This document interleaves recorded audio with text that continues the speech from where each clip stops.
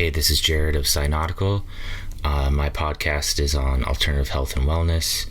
I also touch on biohacking and a few other topics as well. My podcast is available on Spotify, iTunes, also on my YouTube as well too. Check it out, and I'll see you there.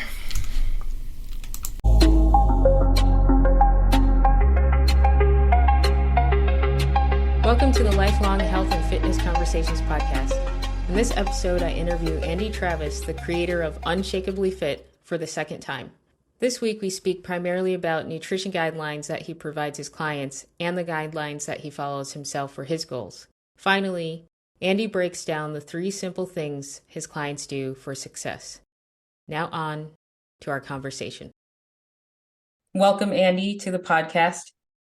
Great to be here again. I definitely enjoyed the last experience, and more importantly, I sent it to, I guess, some people that I would call my closest advisors, and they said it was awesome. So I got approval from the core group, if you will, which is really good. Oh, did they? Mm-hmm. Great.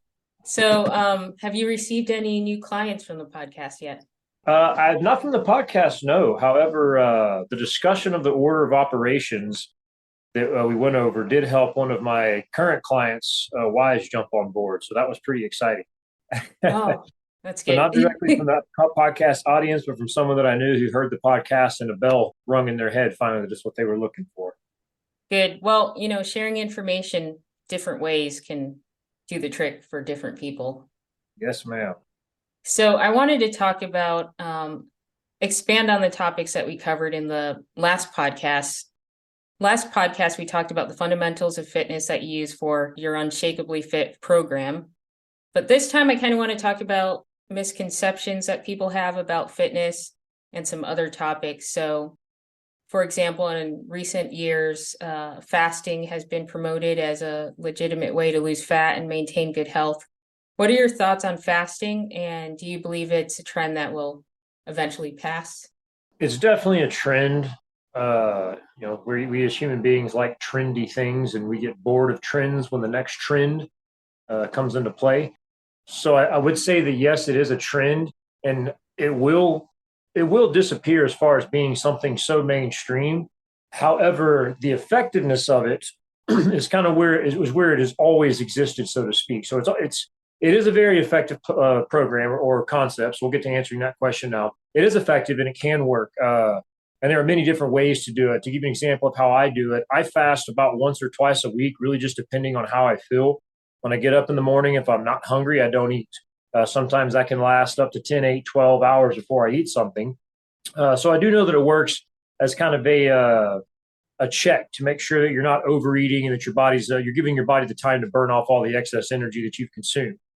So it is effective. In the grand scheme too, as far as probably the most common understanding of it, you develop a window in which you eat in. So you may eat between 4 p.m. and 10 p.m. and the rest of the day you're fasting. That's also, or that is that's a very primal and I guess almost like a biological concept that we survived on that concept for a long period of time. Even once we became agricultural societies, we still would typically eat maybe once or twice a day, spend most of our day gathering what we need for the meal and then eating in the afternoon. So it's kind of like a primal gear that's in our body. So we know that it can be very effective because it kept us alive for a long period of time and also kept us healthy as we could be with the minimal resources that we had. So you can kind of see how we know that, yes, history supports it as a very effective way to live healthy.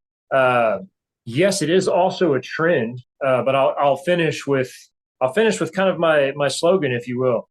If you do the work and develop a fasting program, collect the data, you will get results from it if you do the work. We'll leave it at that. Okay. But would you say that it's stressful? And that's why, or I would say for my philosophies, because I don't believe in stressing myself out too much. So would you say that would fall into why it might eventually die as a trend? Is it's not sustainable for some people who don't like stress? Yes, I think I would definitely say yes to that. And yes, I mentioned earlier that like human beings are trendy. And as we can clearly see in a lot of data we collect in the psychological realm, there are less humans who will adopt something for a long period of time until they find success, as opposed to humans who will get bored and look for something new. And with fasting, yes, I think people do get bored of either the stress. It's a lot of work to completely change your lifestyle, especially when we're used to feeding 3 times a day. That's a lot of stress on the body, a lot of stress on the mind that most people don't necessarily have the time or patience to endure because of the other aspects of their life. So that can promote somebody to want to move away from it. Just boredom or not enjoying it, not finding joy in it can make someone want to move away from something like that. And I guess you could say those are all different forms of stressors. I'll add another stress could be like, say someone has a history of eating disorders, and that could be another stressor. It like triggers a negative history that they had. So, that could be stressful as well. Yeah. Great example, Hunter. That's probably a more common example that people would experience personally, what you just mentioned. Okay. And going on fasting still, I know in the bodybuilding community or the fitness community, or even when you read a lot of personal training courses, they say eat every 2.5 to 3 hours. And that kind of gets you to where you feel like you have low blood sugar or you get sick after a while if you don't eat every 2.5 to 3 hours. So do you think that might be unhealthy, eating every 2.5 to 3 hours to the point where you're pretty much addicted to food? Is it really that much more effective than, fasting as far as keep retaining muscle? Objectively speaking, one is not better than the other. You can find success on either. The proof is in the pudding. There are bodybuilders of all worlds, all methodologies, finding success in this world, and either practice eating every 2.5 hours or the fasting practice. So objectively, scientifically, they will both work. Subjectively, I'll tell you why I eat every 2 to 3 hours between about 6 a.m. and about 7 p.m. I really like to eat. That's it. I enjoy the process of eating. So I make it where I can eat a lot every single day. I just enjoy it. So therefore, fasting is not something I like to do regularly because I enjoy eating. And to tie in my slogan once again, if you do the work, it'll work for you. Because I've been functioning this way for such a long period of time, my body is adapted to these protocols, which is kind of the idea of the trend. Like if we get trendy with our nutrition, we're never really going to find any sort of success that we're really looking for. We'll only find momentary success with each change. Yeah. But if you stick to fasting for 10 years, or if you stick to eating every 2.5 hours for 10 years, you're going to find the success you're looking for just strictly of allowing the body time to adapt to our psychological desires, such as my simple desire of I love to eat. It's why I was a fat teenager, and it's why I started exercising. So I didn't have to stop eating. Yeah. And I'll just clarify what I stated, because speaking it's an imperfect medium, but what I was stating earlier was fasting, it might seem counterproductive for building muscle mass and retaining muscle mass. So I just wanted to clarify that if anyone gets confused about my prior statement. So let's move on to some other common topics that people get stuck in when they're starting the fitness journey. Another one is carbohydrates. So there are a lot of diets, not so much anymore, that say, cut out carbs. They don't really seem to divide the types of carbs like starches from fibrous carbs, processed carbs from, whole grains, non-processed carbs. So what are your thoughts on the emphasis on carbohydrates in many diet regimes, and how some of those regimes say that all you really need to do is remove those carbohydrates? I think this is where at this point I would probably point out the different body types, the endo, meso, and ectomorph. If you're familiar with those 3 basic ones. Yeah, a good resource would be Burn the Fat, Feed the Muscle, for listeners to learn a bit more about that. Yeah, man, great. Yes, yeah.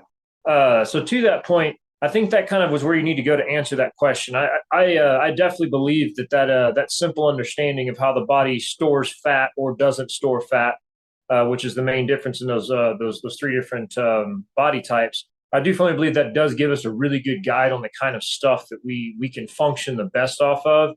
What I've found simply is, for myself, very subjectively, I tend to store more body fat. Therefore, the more fat I have in my diet, the more my body will become as efficient as possible, or to use a simple term, it'll lean out. It'll get rid of any excess fat because it knows it's got the fat that it needs, because that's apparently a macronutrient that my body likes to have a lot of.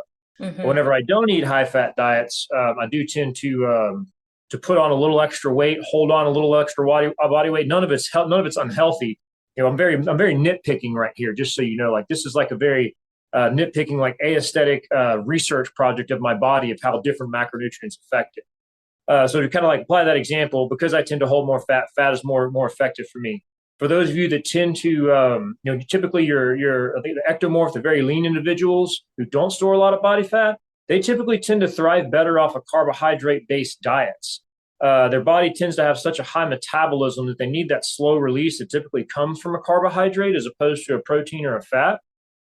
So that slow release can help them put on muscle mass, maybe put on some extra body fat, which is going to significantly help them put on muscle mass. The other micronutrients might not allow for that to happen, if you will. This is very much just a research perspective and opinion, just from working with clients over my years. I've come to recognize it's a very simple way to approach this process. Carbohydrates aren't bad. You mentioned earlier, people don't really take the time to differentiate between the types of carbohydrates, and there in itself is a big failure and a big reason why the carbohydrate is demonized. It's very, very, very, very misunderstood. But yeah, there you go. We'll leave it at that. I think it answers both your questions. Okay, so talking about the different soma types, the endo, meso, ecto, do you, when you're working with clients, do you have them fill out like a survey to figure it out, or is it working with them and do you kind of determine over time what body type they fall under? Or I've observed over the years that the distribution of fat around the body is kind of a dictator of which of the body types you are going to be. I don't want to elaborate too much on that, but I'll start with saying that because of that observation, the body composition is a very, very, very, very important metric to me. And it's something that I track in all of my clients. I have tracked it for over a decade and a half in many different forms. So it's observation and basically the distribution of body fat. Yeah, the body, and I guess to really answer your question, the body composition is the main metric that I think is very important to measure whenever you're working with an individual. Okay, very much so. Earlier, I mentioned that book, "Burn the Fat, Feed the Muscle." Have you read it at all? No, I have not, but I'm extremely familiar with the concept. I see the pictures all the time, and it's a very fundamental physiological concept that they've done a good job of presenting, for sure. Yeah. So that book does list some characteristics. So that was the only reason I was curious if you did a survey. But it kind of helped me determine, I know I'm more of an endo, meso, but mostly endo, unfortunately. But yeah. Unfortunately, knowledge is power. Now you know you can work with it. But so it did help a bit there. So can you give like a sample day of meals for yourself, or maybe for those different body types, endo, meso, ecto, or how you might change it for different body types? Yeah, I'll give you a quick readout of my daily nutrition. It's fairly consistent, minor changes. Typically, a breakfast is eggs and bread, just some toast, hydrate mix of about 33% of all of them. Usually, my first snack of the day is going to be something like fatty and fruity, like a peanut butter, some almonds with cranberries. Then my lunch is usually going to be typically is going to follow that same 33 protocol as far as what I'm going to eat in my lunchtime. And then my dinner, I typically tend to go less on the carbohydrates at dinner and heavier on the fats. Per that comment I mentioned earlier about my body tending to thrive with more fats. So I end my day with a very fatty meal. But to really break it down, what I'm looking for every single day is about a 40% carb, 40% fat, 20% protein macro split. That's the gauge that I'm looking for, my guidelines and metrics I'm trying to hit. How I would change that for somebody, I really like to start out with just balance, which is 33% on everyone. If I'm writing someone a hardcore nutrition plan, I'm just going to make you try and split it 33 of each of your fats, carbohydrates, and proteins, just so that we establish a very simple foundation. I don't necessarily work too much on your history. I work more on your future. And by working on your future, we set some parameters we work within, and we collect data to make those changes. So, I guess for you, for example, I'd probably put you on something very similar to what I'm doing, which is 40 carb, 40 fat, 20% protein. If you say you're the endo meso, because that's more, I would say I'm more meso, but definitely leaning towards that endo side of it. So I'd probably move you up to something like that just because I understand that can work, and then go from there. Yeah, there's definitely a million ways you could approach that, and it really would be very subjective to the client. But to use you as an example based off of my single day, and then if you wanted to fast to bring around full circle, I would just simply include that same thing in your feeding period. So it wouldn't have to be every 2.5 hours like mine is. It would just be your feeding period within that area. So yeah, another way that we could potentially mold my day to use for someone else's success. Okay. Yeah, I can never fast. Too stressful. Nothing wrong with that. Don't do it. If you can, my wife, I tell you what, like, oh, I forgot to eat today. Like, how? What? Yeah. Like, I get out of bed, and actually, I'm not even awake yet. I wake up, and breakfast is already on my mind. Yeah. Well, I wonder, awake. I'm sure fasting is good if there's ever like a major war or something and you're used to it, because otherwise you'll just pass out and Yeah. if you're used to eating so much. It is one of the many tools that we can use in fitness. I use these tools, as I mentioned earlier. I occasionally fast just because I want to make sure that I'm not piling on extra calories that my body's having to store. So I use that as a tool just to check myself to make sure I'm not overeating. It's also they can also just be like a real simple reset. Say you're going to start a new program, maybe on Monday of next week or Tuesday after Labor Day. You make a commitment to start a vegetarian program. Well, fast for a day or so, fast 2 or 3 days in a row, and eat healthy and clean, and really allow your body to kind of come back to a very simple homeostasis before you start off on this new plan. It's almost like getting a blank sheet of paper as opposed to trying to erase an entire sheet and write new stuff on top of it. So it's a very effective tool for that as well. In our day and age, to kind of get a little philosophical with it, efficiency and convenience is very key. And that seems to be one area where fasting tends to fail, as it can be very inconvenient to eat the food that people need in a short period of time with the schedules that people possess, which I guess would fall under your stress category. Yeah, I just, when I was younger, I did, have a bit of an eating disorder. So for me, it just takes me back to a silly way of trying to combat a problem, so I just don't go there. It has to be way to know yourself. That's awesome. Yeah, it has to be sustainable for me. 100%. Yeah, 100%. That's the goal for you. Doesn't matter what anybody else thinks it does. It got to be sustainable for you. Yeah. So can you restate your snack again? Because your connection went out a little bit, and I want to make sure everyone hears your snack. You said it's a little fatty and sweet, I think. Yeah, fatty and fruity. That's fun. That's simply it. Like bananas and peanut butter, or salted pistachios and some cranberries, or almonds and apricots, or if I got like a really big weightlifting session that night, I'll slap some banana peanut butter jam on a piece of bread and just eat it, which I actually did today. Yeah. I've got a nice little weight workout this afternoon, so I need the extra carbohydrates for the fuel. Yeah. The fatty and fruity. Do your meals normally follow a specific outline? Like, for example, like a lean protein, unprocessed carb, and a fibrous carb, like veggies, and you could just swap it out, swap out the source of protein, swap out the source of carb, swap out. So it's like a template. Yes, 100%. 100%. Okay. And then toward the evening, for you specifically, you just cut out the carbohydrate portion. Correct. The starchy carbohydrate portion. Starchy carbohydrates, to be specific. Your grains, your breads, your other things, pastas, crackers, you can think those things tend to go. I'll have lots of vegetables, like, the buffalo chicken salad my wife makes. It's got avocado in it, tomatoes, bell peppers, banana peppers, all kind of vegetables, and a little bit of buffalo chicken in it. Yeah, that sounds good for an evening meal. And you cut out the starches because it's energy food, would you say? Yeah, that would be a safe statement to say. It's not specifically why I cut it out for my own personal diet. But yes, if you're not planning on doing a whole lot of work the day after to have a heavy carbohydrate meal, would be a bit counterintuitive, fundamentally speaking. Yes. However, Okay. if you were going to, going to go run 5 miles the following day, and you normally only run like 2.5 to 3 miles, I would probably encourage you to have not a whole lot of carbohydrates, but have some carbohydrates at dinner time to help fuel yourself for that excess work you'll be doing. But Yeah. fundamentally, I would say no carbohydrates at dinner. Okay.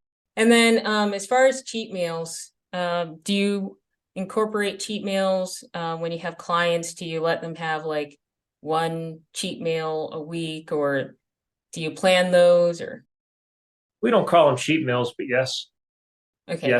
we do allow um, to use the percentages again, so to speak. Like say I'm looking for 40-40-20 macronutrient split for myself, or for a client, excuse me. And I'm, they don't really know this percentage, so to speak. They just get their list of things that they're supposed to be eating in their grocery list, and they go buy it, make it, eat it.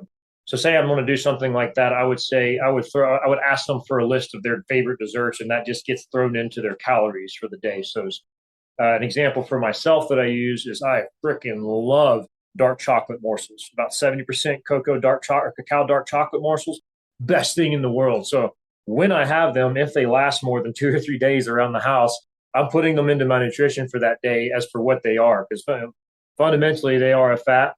Fundamentally, they are a sugar. Fundamentally, what else is in those cocoa morsels that I don't even know about? You see how like macronutrient, they're a carbohydrate, they're a fat, and even a small amount of protein thrown in there just from the mixture of the components. So it still gets incorporated as that 40-40-20 split. It's just part of the 100% that we're taking in. So I guess we don't really ever get rid of the things that we enjoy in life. There has to be some sort of, there's a whole lot of ancient proverbs. The Asians tend to talk about this a lot. I think it was the Chinese is where I heard this from, but it's very big in all the cultures about there needs to be some bitterness and some sweetness every single day in your life to show you the parameters and the extremes of life, Yeah. which means, for me, the bitterness is, I don't know, having to eat something that I don't necessarily care to eat because I just, it's good for me. And the only other options I have are bad. So I want to take the best option for myself. So I choose it. So that's the bitter. But the sweet is after I finish dinner, I can grab a handful of those morsels and pop them in my face hole, and I'm happy. Yeah. That's my joy. That's my sweetness. So to incorporate that concept every single day is very important. So the idea of cheating, psychologically, cheating is a negative concept. That's, no one wants, you get caught cheating, many things can happen. Your spouse can leave you, you get kicked out of college, you lose your job. Like cheating is not a good thing, psychologically speaking. So to kind of get rid of that word and just not even say like you're not cheating, you're just eating with intelligence. Well, that's good. All we're doing. Yeah. So, as you can tell, we focused a lot on nutrition in this episode. I think it's helpful because it's something that a lot of people seem to trip up on. They think they could exercise away bad nutrition. So I just kind of wanted to break it down a bit more with you and get your knowledge on that. Now, just real quick with your clients, about how many days a week would be the minimum of training for your clients? On average, I would say my clients exercise 4.5 days a week. The minimum programming that I require and what I actually write for people is 2 separate 3-day-a-week programs, which pans out to cover the full 4 to 5 days that they actually do in a nutshell. Okay. And is it like, do you also include in there like leisure exercise, such as like walking? No, because that's not exercise. That's Yeah. having fun. If you go play tennis, enjoy it. We're not counting that as exercise. That's just you living life. We don't necessarily count the steps you take around your work every single day, even though your pedometer does. That's just part of life, and should be part of life and continue to be part of it. I don't include extra hikes as part of my fitness. My wife and I went for a hike on Saturday to one of our favorite state parks, and it's just whatever. It's like going for a walk, no big deal. So I don't include it, but I do encourage it. It's the reason we do what we do. Like we do. I do what I do and I teach what I do, and all the people that I have the privilege of working with, we all do what we do for one very simple reason, so that we can get up on a Saturday and go for a hike, so that we can get up on a Sunday and go play tennis, so that we can show up on a Friday night and hang out with our grandkids and chase them around the room, so that we can be confident that in 6, 7, 8 months, whenever we give birth to our first child, we're ready. Yeah. It's not so much about the exercise and making sure that we're like, I got to get my exercise done. It's about just simply doing what you need to do to ensure that you can do what you want to do. Exactly. Which is the joy of fitness. The joy of it's sustainable fitness. It's sustainable health. It's sustainable nutrition. Blah blah blah. Yeah. Soapbox done. Okay, Andy. So, are there any tips, any fundamental tips you could give listeners regarding nutrition? Absolutely. All these things that I've been talking about as far as nutrition and how I work with my clients, there are 3 things that my clients have to do in order for all of this to find success. 3 simple things that we do once or twice a month, depending on the protocol, but we do it for long periods of time. One of my clients over 10 years now. We track water, foundation of who we are, every single day. Pay attention to how much water you're drinking, whether it be an app or grabbing a big gallon jug, finish it. Keep track of it. Just know. No set amount, just know. Second thing is some sort of nutrition log. Use an app, use a piece of paper. It can be simple as I had breakfast, I had lunch, I had dinner, if that's where it starts, if eating is an issue. Doesn't matter how simple it is, begin logging your nutrition. And lastly, track your body composition and really try to track it objectively. We're not looking at this number so that we can judge ourselves on our progress. We're looking at this number so that it becomes part of our greater data points that we can make decisions based off of in the future to ensure that we can hit the goals that we're looking to hit. Complete those 3 tasks, track your water, track your nutrition, and track your body composition on a regular basis for an extended period of time, and you will be able to answer any questions you have about how you should be eating nutritionally. That's excellent. Excellent way to summarize it. Is there a specific app that you use to log your nutrition? I would say that my favorite app to use is MyFitnessPal. Their nutrition on that is pretty dang good. Does that hit MyFitness? Yeah, MyFitnessPal, I think. Yeah. And there's then, also Livestrong at My Plate. I don't know. I've never used either of those, but I will say that my clients have used them, and my clients have found success with them. I'm familiar with all those ones, and I've seen them. But I've never personally used them, but I've never heard anybody say they're terrible. Okay. Yeah, I like it because they have restaurants and stuff. Can you remind listeners of where they can find you online? And I'll also have the links in the description. Yes, absolutely. The 2 easiest ways to find me is my YouTube channel, Unshakably Fit. I also have one called Unshakable Fitness, which is an older channel. So if you see that one, you can subscribe to it too. But the main one that I'm using nowadays is Unshakably Fit on YouTube. And of course, you can email me at unshablyfit@gmail.com. Okay, well, thank you, Andy, for joining me again. And I hope our listeners learned a lot from you as they did in the prior podcast. And maybe you'll join me again and we could expand more on some other areas of your expertise. Absolutely. I'd love to. Thank you for having me as always. And that concludes this episode. Thank you for listening. And remember to stay strong and well.